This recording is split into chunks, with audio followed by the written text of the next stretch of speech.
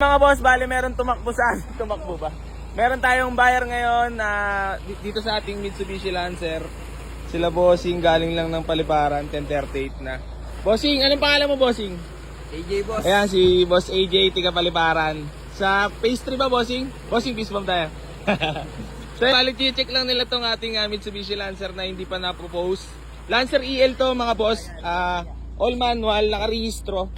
Malamig ang aircon, yan. Kompleto papers, original lahat. So yan ang upuan.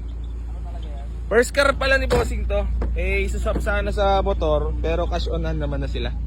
Sa yan. So yan. Inimas lang namin kanina bossing yung mga dapat ay gawin. Sakto nag-chat kayo kay Jama. Pasensya na kayo at hindi ko kaya replyan lahat talaga. Alam niyo naman pagka marami nag-i-inquire Sa pan lang yung bossing tsaka yung belt sa unang andar. Wala namang overheat yan. Ayan, nakalibero bumper. So, malamig aircon. Tsaka ang kinaganda dito bossing, 40 lang, nakarehistro. Hanggang May. May ba? Tama? Oh, May nga. Pinaspasan na ni bossing mga boss. Tubig pa nga tatambod yun.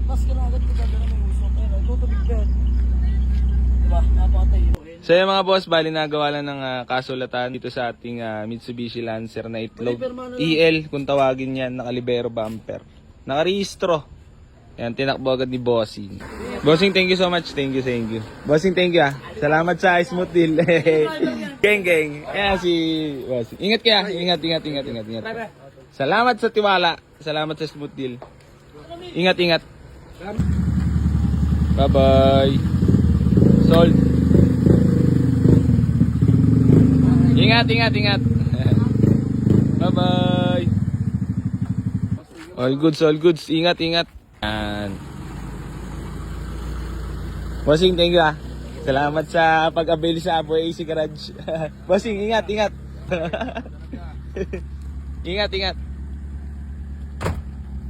Shish! Gang.